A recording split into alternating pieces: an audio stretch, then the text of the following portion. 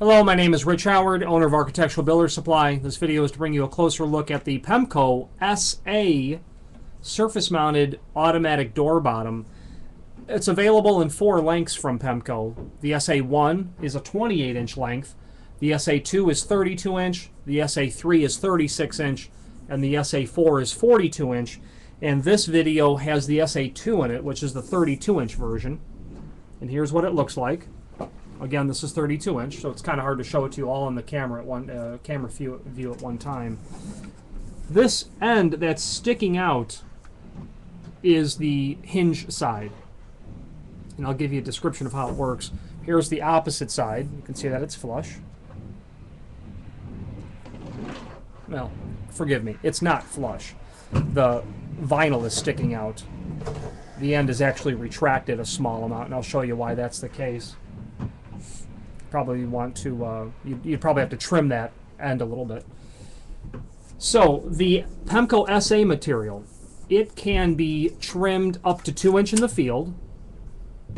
It can fill up to gaps of 1/2 inch. Does not contour against an uneven floor very well, so you'd want your floor to be basically level. Has a 1/2 inch projection.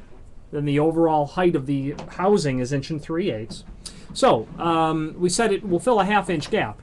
That means that when you depress this part with the plastic plug in it, and you push it, the whole bottom drops down like that. If you have to trim this, and again up to only 2 inch, you trim the opposite end. You trim from this side.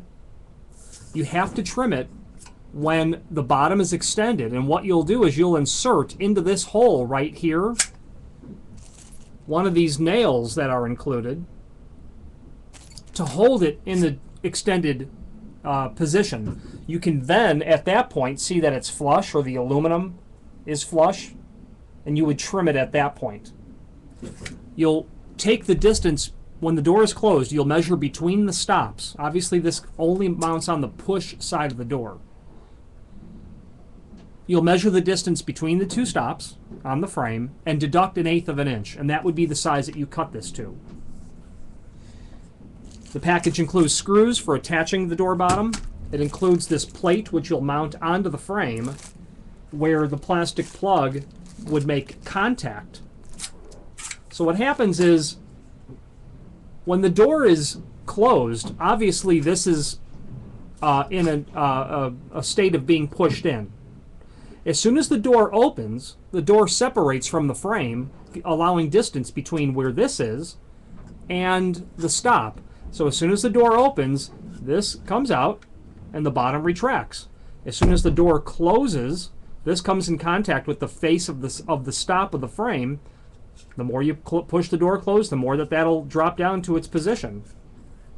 You'll want to measure this and make sure that the amount of gap that you have and the drop that you have is one and the same, because this will, this is a direct mechanical relationship to the closing of the door. You don't want this to be so tight on the door that you can't get the door pushed all the way closed, and this still wants to travel down further because the housing needs to get pushed back in. The plastic button needs to get pushed back into the housing further. So you'll want to line that up correctly. The seal is vinyl. Typical material. This is available in a Duranotic finish as well, and it's a standard duty door bottom is what it is. It's nice for conditions where you need a surface mounted door bottom and a door situation where you have carpeting on the inside of a home and you can't have the door sweep drag across the floor, that sort of situation. That's what you would use a door bottom for.